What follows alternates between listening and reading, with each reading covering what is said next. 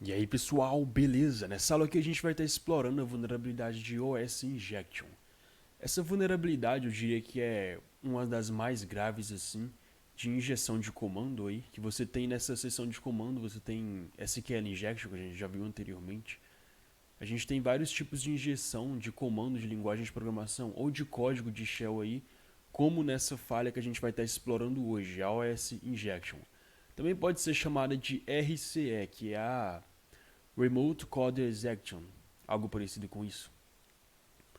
É uma falha bem simples e bem legal de ser explorada, porque se você encontrar uma falha dessa aí, uma vulnerabilidade dessa aí, uma aplicação, seja web ou seja um software, tu pode executar qualquer comando de sistema dentro dessa máquina, entendeu? Imagine um cenário, você encontra, sei lá, um código, uma vulnerabilidade de OS Injection dentro de um site de um banco aí. Aí tu vai lá e pode executar qualquer comando dentro daquele servidor. Então tu vai e zipa todo aquele conteúdo do domínio e manda aquele conteúdo zipado para a pasta raiz. Tu pode baixar todo o conteúdo daquele banco ali, do website ali daquele banco, todos os arquivos. Então, lembrando que isso foi só um exemplo. Então é uma falha bem comprometedora, perdão. Você pode estar executando qualquer comando dentro de um servidor de uma forma bem simples ali, aplicando muitas das vezes alguns simples filtros ali. E nessa aula a gente vai estar explorando isso de forma manual e de forma automática. Vamos para a forma automática, a gente vai estar usando essa ferramenta Comics, que é uma ferramenta completa, muito parecida com o SQL Map, que a gente já viu na aula anterior. E é uma ferramenta feita somente para explorar OS Injection, explorar a falha de RCE aí, de execução de código remoto em aplicações web. Ela é feita em Python, uma das vantagens aí é que ela é multissistema. Então, como é feito em Python, ela vai rodar tanto em Linux quanto em Windows. É bem legal isso aí, porque às vezes a pessoa não está com o Linux disponível, mas quer utilizar essa ferramenta. Então, ela tem essa possibilidade de estar rodando essa ferramenta tanto em Linux como Windows, porque é feita em Python e é totalmente modular. E uma das vantagens dessa ferramenta é que ela é gratuita, vem por padrão no Kali Linux e, como algumas que eu já disse aqui, é open source. Tu pode estar contribuindo com o projeto aí, relatando bugs, relatando falhas aí para o desenvolvedor. Ou então tu pode estar baixando esse código fonte aí e criando um código às vezes melhor, baseado nessa base aí que tu já tem do open source do Comics. O Comics também ele oferece aqui meio que um mini laboratório, mostrando todas as falhas aí que ele pode explorar.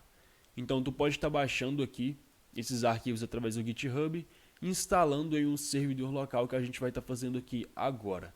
Vamos lá então. A primeira coisa que a gente precisa fazer, obviamente, é acessar o Git aqui, do diretório aqui, onde estão todas as ferramentas aí de web vulneráveis aí que a gente pode estar explorando com o Comics. Eu já baixei aqui, então vou estar excluindo aqui. Beleza. Vamos estar rodando o comando git clone e colando aqui na pasta padrão do Apache aqui, com o servidor que a gente vai estar usando, o URL aqui do repositório. Vamos esperar estar baixando aí. Não demora muito e olha que a minha conexão hoje está bem lenta. Beleza. Agora a gente vai estar iniciando aqui o nosso servidor web Apache. Belezinha, vou estar fechando isso aqui. E agora é só a gente acessar o nosso IP local. Opa. E olha, pode ver que a pasta já foi criada e aqui a gente tem todo o nosso ambiente, nosso laboratório virtual. Aqui ele mostra alguns tipos comuns aí de injeção. Mostra o tipo clássico aqui via GET e via POST. Um exemplo de uma aplicação com ping aqui. Vou estar pingando o google.com através dessa aplicação. Só um exemplo aqui mesmo. E pode ver que ela mostra pra gente aqui algum resultado aqui desse ping. Geralmente essas aplicações assim que fazem, no exemplo dessa ferramenta que fazem um ping em algum host, ela vai lá no sistema, vai lá no /ping, que é o executável padrão do ping, e coloca na frente o parâmetro que tu digitou nesse input aqui. Então ele está fazendo basicamente isso aqui, ping google.com, entendeu? Aí ele vai dar um enter, vai rodar esse ping e vai retornar para a gente o resultado desse comando. Mas como que a gente vai estar manipulando essas informações aí de forma maliciosa? Vamos estar executando novamente aqui o ping. Mas e se a gente colocar um comando na frente? O que vai acontecer? Eu vou estar fechando esse comando com ponto vírgula e digitando algum comando na frente, algum comando de exemplo aqui, para a gente ver o resultado. Olha, ele deu o ping aqui, e logo quando eu dei o Ctrl C para cancelar esse ping, eu vou até colocar a sequência aqui -4, que é para definir o número de requisições que ele vai enviar. Olha, 1, 2, 3, 4. Beleza, quando executou as 4 requisições aqui, ele executou o nosso comando uname-a setado aqui no parâmetro após o ponto vírgula. Então o ponto vírgula ele seta o fim de um comando e o início de outro, entendeu? Vamos estar testando esse comando na aplicação web aqui? Bora! Vou estar definindo o host a ser pingado com google.com. Olha aqui. Vou estar dando o ponto vírgula, espaço e vou estar digitando o comando uname-a. Lembrando que pode ser qualquer comando, esse uname-a é apenas um exemplo. E aqui a gente pode estar vendo como ficou o meu códigozinho aqui, de exemplo. Vamos dar um executar? Vamos estar guardando aqui.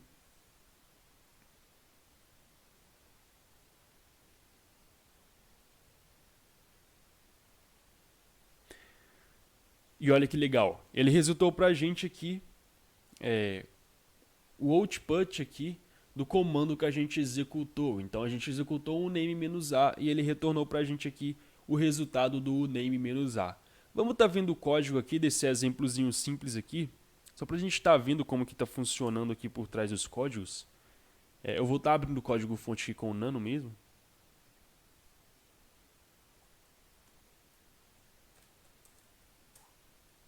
Opa. Beleza, vamos estar analisando agora esse código só para a gente dar uma confirmada se é isso mesmo que está acontecendo por trás da interface gráfica aqui. Olha, realmente é isso. O que esse PHP está fazendo?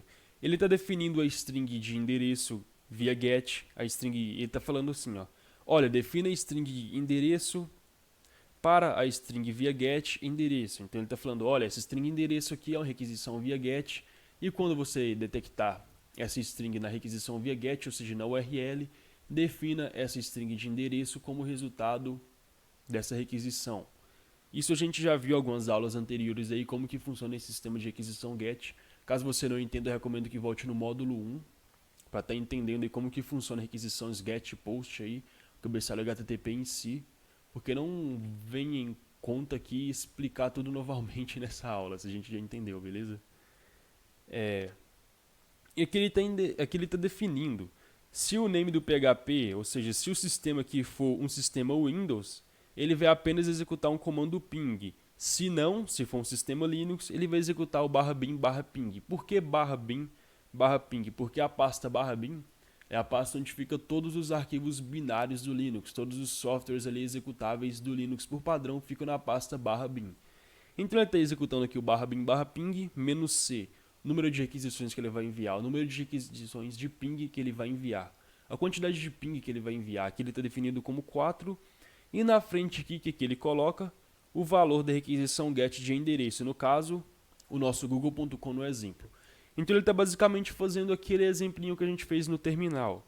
E com a nossa exploração, ele está fazendo o seguinte: após executar esse ping com o google.com, execute o name-a. É basicamente isso que a gente está fazendo nessa exploração simples dessa aplicação aqui, open source, fornecida pelo criador dessa ferramenta Comics. Vamos voltar aqui para o exemplo para a gente estar vendo aqui outros exemplos aqui. Olha, pode ver que ele também tem um exemplo via post, via get e via post. Vamos estar vendo aqui como que funciona via post. Vou estar requisitando aqui o google.com, mesmo exemplo que a gente fez anteriormente. Ele vai estar executando o ping aqui no servidor do Google. Vamos só aguardar pela resposta aqui. Lembrando que não é via get mais, isso aqui é via post. Então, a requisição não vai ser mais na URL, vai ser no corpo do cabeçalho HTTP do cliente, do navegador. E olha, retornou para a gente aqui o mesmo resultado. A gente pode facilmente manipular essas requisições aí, post aí, até mesmo com aquela ferramenta Burp Suite que a gente usou bastante e também vai usar ainda em algumas aulas mais para frente aqui. E a única diferença dessa vulnerabilidade em um ambiente via GET e via POST é que a requisição no via GET é enviada na URL, já via POST é enviada no corpo da requisição. É apenas essa diferença. A gente já entendeu isso, que não tem nenhuma diferença entre GET e POST. A única diferença é o tipo que os dados são enviados ali. E não convém ao caso explicar novamente tudo isso. Mas a falha acontece do mesmo jeito como GET como POST. A única diferença é a forma que esses dados estão sendo enviados ali para o arquivo PHP que vai interpretar essa requisição aí. E aqui a gente pode ver que tem outros exemplos aqui, um exemplo de criptografia com base 64, com hexadecimal, symbol code aqui também tem vários exemplos aqui. Tem exemplos aqui de blacklist aqui, que é basicamente um mini firewall, vamos estar testando aqui agora. Eu vou estar executando aquele mesmo payloadzinho lá, google.com, para pingar, ponto, vírgula, espaço e o comando na frente. Vamos ver se vai executar.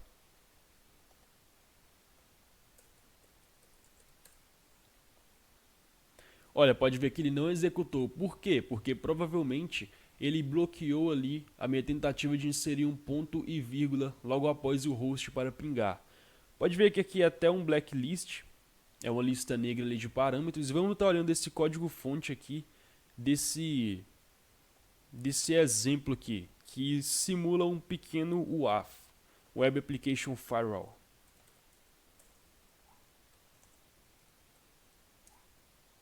Opa, digitei meio errado aqui.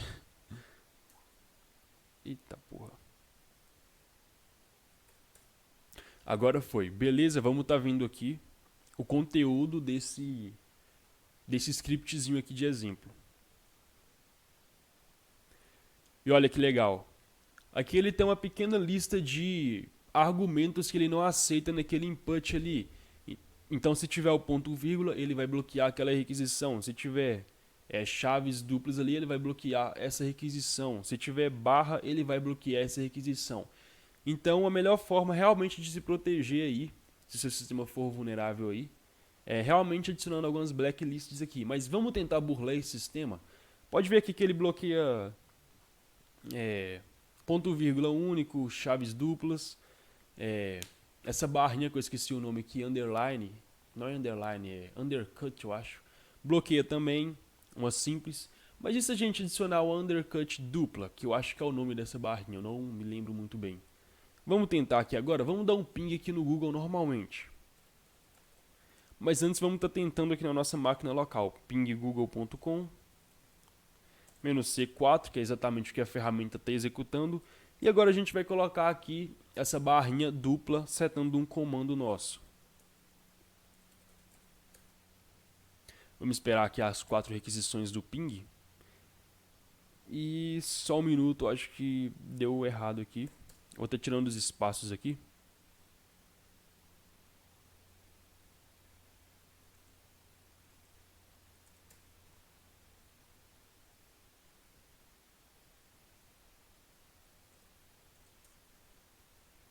Com a barra única foi, vamos estar testando isso aqui no sistema lá web, para ver como que a gente pode estar fazendo o bypass dessa aplicação aqui.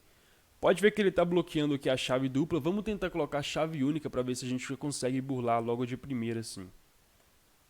Chave google.com, chave única aqui na frente agora. E vamos estar digitando o nosso comandinho aqui, o name-a.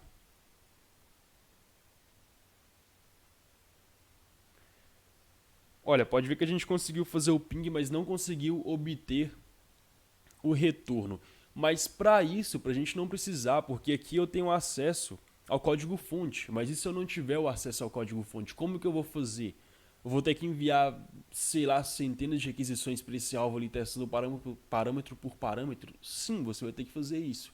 Mas para isso que existe essa ferramentinha aqui, Comics, para facilitar esse processo aí para a gente. Então, como no SQL Injection o pessoal critica muito o SQL Injection feito por ferramentas automáticas, geralmente fala, hacker usa SQL na mão, mas não é bem assim.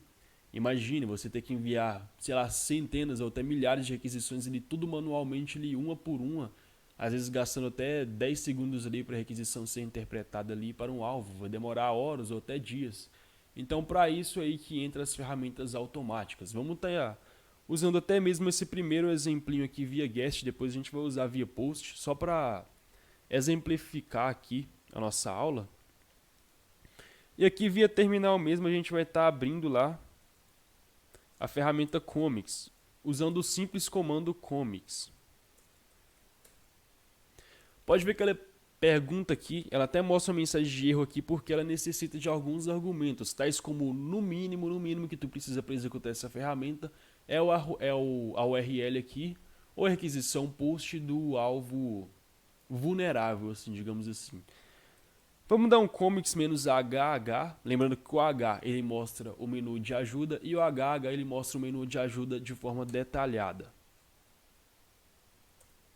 Eu coloquei igual, mas na verdade é -HH. E beleza, pode ver que essa ferramenta aqui estão reconhecendo aqui esses comandos? Eu acredito que sim. Essa ferramenta é bem similar a SQL Map, que a gente usou aí na aula anterior. É bem similar a SQL Map e aceita praticamente os mesmos comandos do SQL Map. Então o handle agent, ali para ele gerar o user agent aleatório baseado em uma lista, para ele não estar enviando o user agent padrão da ferramenta, que a gente já entendeu o que é. Ele tem também a opção de modo verbose aqui, ele aceita aqui um arquivo de sessão, para você estar importando um banco de dados aí, um arquivo onde está gravados os logs aí, para estar continuando o seu ataque a partir do momento que você parou. Eu já expliquei na aula anterior do SQL Map e a mesma coisa funciona da mesma maneira. E também tem várias opções legais aqui que você pode estar olhando detalhadamente posteriormente depois dessa aula. Também aceita requisições post aqui, então tu digita a URL comum sem nenhum parâmetro get e no "-d" tu digita o dado via post. Então ele vai, quando automaticamente você digita a opção "-d", ele detecta que é uma requisição via post e já começa a fazer o teste no parâmetro setado pelo usuário. Tem muitas opções aqui, eu não posso, na verdade eu posso, mas eu não vou estar falando detalhadamente sobre uma por uma, porque vai gastar muito tempo e eu quero que você explore essa ferramenta por si, não focando só no que a gente está ensinando nessa aula aqui de hoje, entendeu? Mas a gente vai estar executando um teste básico aqui, utilizando algumas funções dessa ferramenta. Pode ver que ele tenta abrir um arquivo aqui, ele tem a opção de gravar um arquivo no sistema, então automaticamente quando ele detecta ali se está vulnerável o sistema ou não, ele pode criar um arquivo ali em qualquer linguagem ali para você, ou pode estar abrindo um arquivo, por exemplo, o arquivo etc/pswd, que é o arquivo de senhas do Linux. Tu pode estar automaticamente abrindo esse arquivo ali só da ferramenta ter detectado essa vulnerabilidade ou não. Vamos lá ver o que tem mais de legal aqui. A gente pode estar usando nessa aula. A gente pode estar aqui, ó, quando detectar um sistema de Web Application Firewall, a gente pode estar passando o nosso ataque adiante, então meio que ignorando esse sistema de WAF se detectado, entendeu? Então ele tem a mesma opção aqui, ó, porque como o SQL Map trabalha também com WAF, ele detecta se aquele sistema ali tem algum tipo de Web Application Firewall. E esse sistema trabalha juntamente ali, quase que da mesma forma daquela ferramenta WAF-UF, lembra que a gente usou para detectar um firewall web? Então ele envia várias requisições ali com alguns argumentos ali que geralmente o WAF detectam, e caso detecta, ele mostra para a gente o resultado, você quer continuar com o teste ou não. E com essa opção você, mesmo com um WAF detectado, ele vai prosseguir com o ataque. Entendeu? Sem fazer essa verificação de WAF antes. Mas vamos lá. Vamos aqui estar setando primeiramente aqui a URL, que é essa URL aqui do alvo aqui. Vou até setar novamente executar um ping aqui, porque como via get a gente precisa da URL com o parâmetro que a gente vai inserir aqui o nosso código malicioso. E vamos estar copiando totalmente a URL aqui e colando lá na ferramenta Comics. Beleza. O que mais que a gente pode estar setando aqui? O handle agent, para ele não estar enviando o user agent padrão da ferramenta. Então pode ver que logo aqui em cima ele já sugere que você use o handle agent aqui, para ele gerar um handle agent aleatoriamente, setando ali o sistema operacional válido, navegador válido, etc, etc. Várias informações ali do cliente válidas que não se submetem à ferramenta em específico, entendeu? E aqui a gente vai estar setando somente esses dois parâmetros. Como é um teste bem simples que eu vou estar fazendo aqui agora, vamos estar só dando Enter somente com essas duas opções aqui e ver como que a ferramenta está trabalhando aqui por trás dos panos aqui, digamos assim. Olha, pode ver que ele setou aqui o user agent válido do Mozilla Firefox, de um sistema aqui, provavelmente o Windows. Então ele pega uma lista gigante ali de user agents e escolhe um ali válido para estar aplicando no ataque. Bem parecido com o SQL Map, não é? É quase que a mesma coisa, só muda o alvo, que aqui é OS Injection e lá é SQLI. Olha, pode ver que ele, como o SQL Map mostra também, ele mostrou que a aplicação está sim vulnerável. Olha, ele até mostra aqui que o parâmetro get de endereço está vulnerável a ataque de resultado. O que é ataque de resultado? Aquele mesmo ataquezinho que a gente fez aqui, que ele retorna o resultado no próprio corpo da página. O mesmo ataque ali usado baseado em erro do SQL Injection, lembra? Que a gente explicou o que é o ataque baseado em erro do SQL Injection. Basicamente a mesma coisa, resultado aqui na página. Então ele vai lá no código-fonte da página, busca o resultado do código executado e mostra pra gente aqui. A mesma coisa do ataque baseado em erro do SQL Map. A mesma coisa. E aqui ele pergunta, você quer uma pseudo shell para estar executando nesse sistema? O que é uma pseudo shell? É você estar interagindo diretamente com esse sistema com uma shell similar a um terminal. Então ele meio que te mostra aqui uma pseudo shell, isso aqui é uma pseudo shell, onde você pode estar inserindo comandos e obtendo resultados aqui diretamente da ferramenta. Vamos estar dando um yes aqui. E olha, ele já mostrou pra gente aqui que a gente tem uma pseudo shell. Então tudo que eu executo vai ser retornado para mim diretamente dessa shell. Vamos estar rodando o name-a aqui.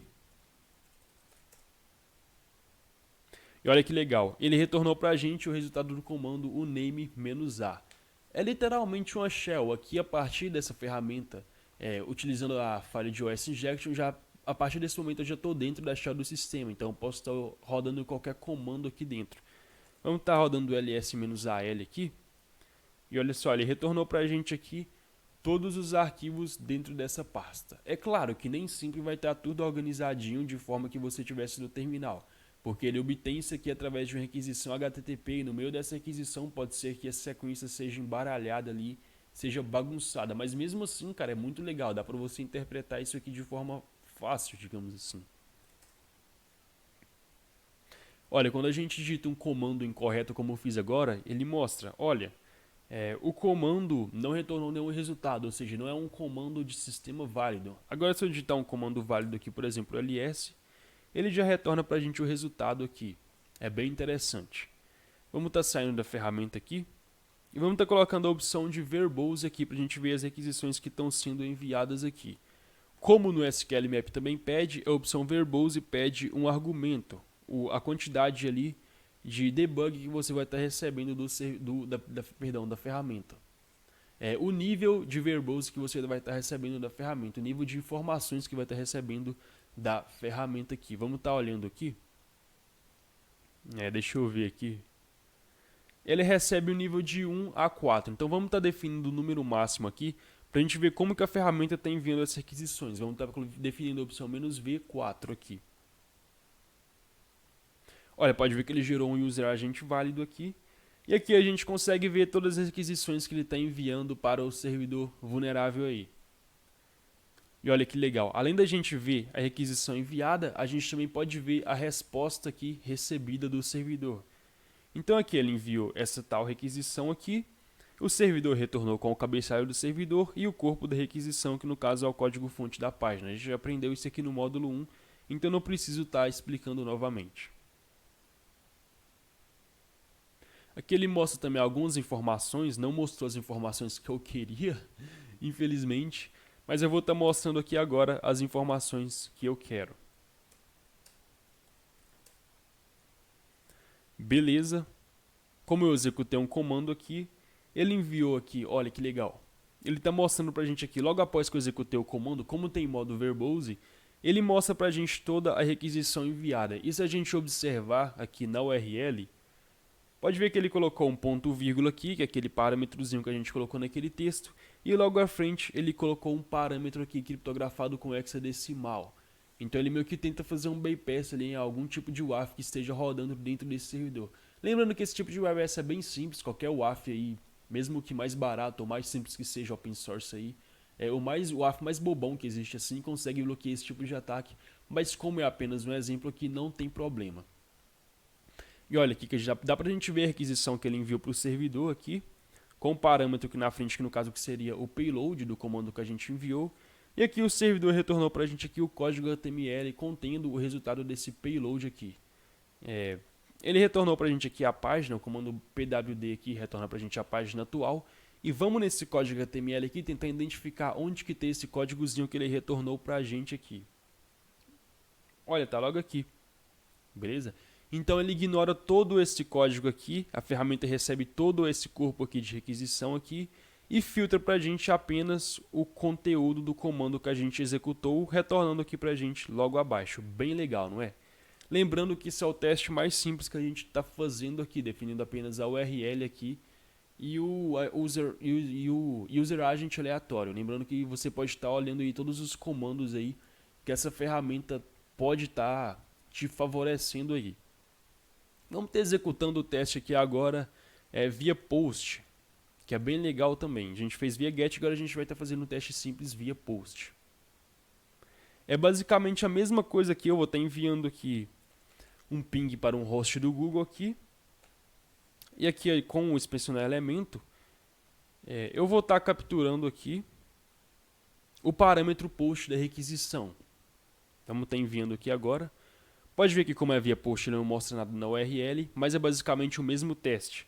Eu copio a URL aqui e coloco na URL do nosso alvo, da nossa ferramenta aqui no caso, perdão. Lembrando que é sem nenhum parâmetro, pois é uma requisição via post.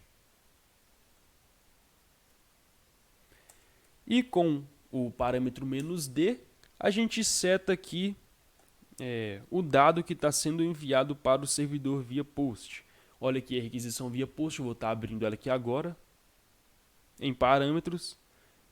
Pode ver que ela manda o parâmetro de endereço aqui, ADDR, o parâmetro de endereço. Então vamos estar definindo esse parâmetro aqui na opção "-d".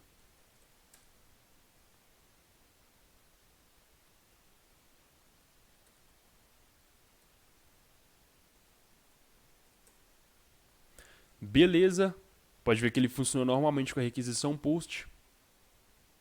E olha que legal, a gente pode até ver os detalhes aqui, ó, da requisição post que está sendo enviada.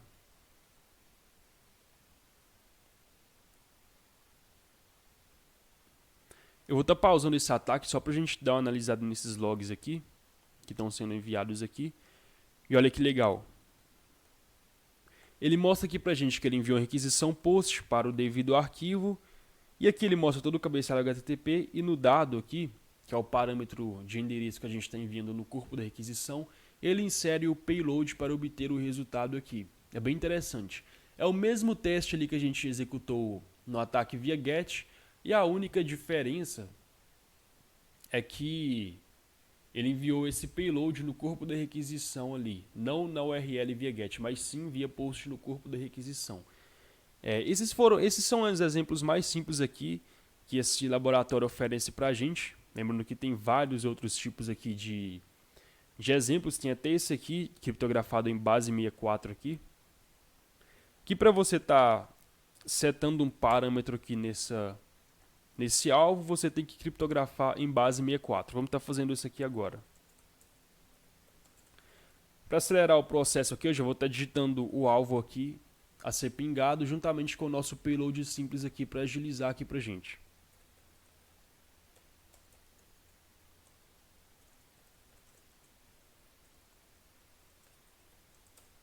Beleza, gente, acabou de encriptar essa string aqui utilizando a ferramenta base64 para obter o resultado aqui criptografado. Agora a ferramenta já aceita. Lembrando que está junto com o nosso payload, então basta a gente colar aqui e obter o resultado. E olha que legal, a gente conseguiu obter esse resultado. Eu recomendo muito que você pegue a ferramenta Comics e faça o teste em todos esses exemplos aqui. Eu não vou estar fazendo um por um porque vai gastar horas e vai ser muito chato. Acredite por mim, vai ser muito chato. Eu recomendo muito que você faça testes por testes aí, utilizando a ferramenta Comics aí. Lembrando que cada teste é um teste diferente, nem sempre um alvo vai ter a mesma vulnerabilidade explorável da mesma forma que outro. Então é bem importante que você conheça totalmente a ferramenta aí que você está utilizando. E olha que legal, na aula anterior a gente viu sobre XSS sem cabeçalho HTTP e já nessa aula aqui tem também o OS Injection baseado em cabeçalho HTTP que a gente pode estar utilizando com a ferramenta Burp Suite. Vamos estar fazendo esse teste aqui, só para finalizar a aula. Vamos lá, vamos estar abrindo aqui o nosso Burp Suite. E vamos estar, enquanto abre aqui, configurando o nosso proxy aqui no nosso navegador. A ferramenta ficou aqui na tela aqui, né? Puta merda, vamos estar esperando ela abrir aqui.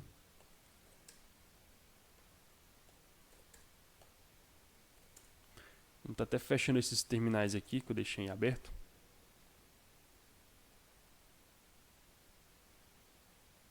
E vamos estar configurando aqui agora o nosso proxy no navegador enquanto a ferramenta carrega. Beleza, proxy configurado.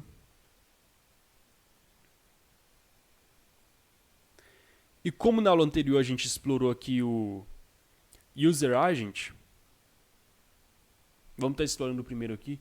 No primeiro a gente explorou o User Agent, vamos estar utilizando o mesmo exemplo aqui na ferramenta Comics.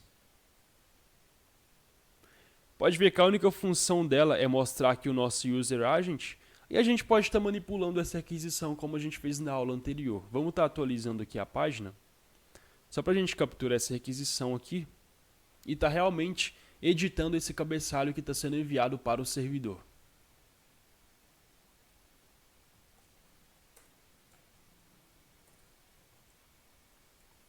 Vou estar editando um payload qualquer aqui de OS Injection, só para exemplo.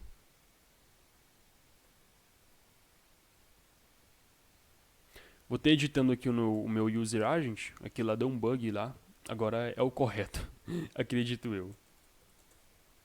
Vou estar colocando o ponto vírgula, o name menos "a". E vamos estar enviando isso aqui para a aplicação.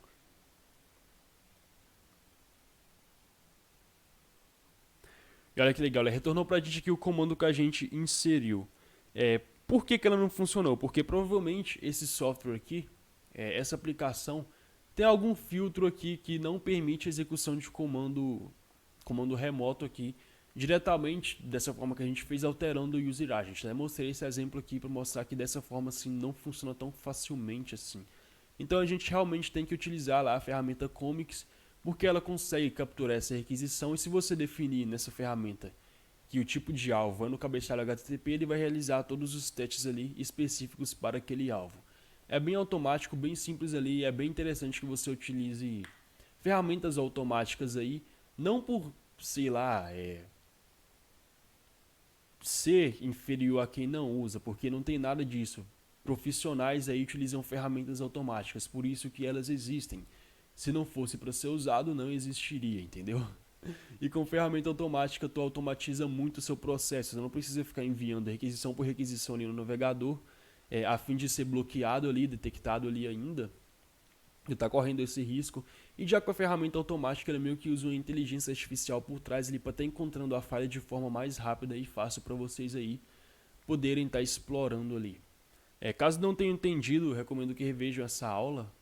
E caso não tenham entendido ali sobre requisições HTTP, revejam o módulo 1. Muito obrigado e falou!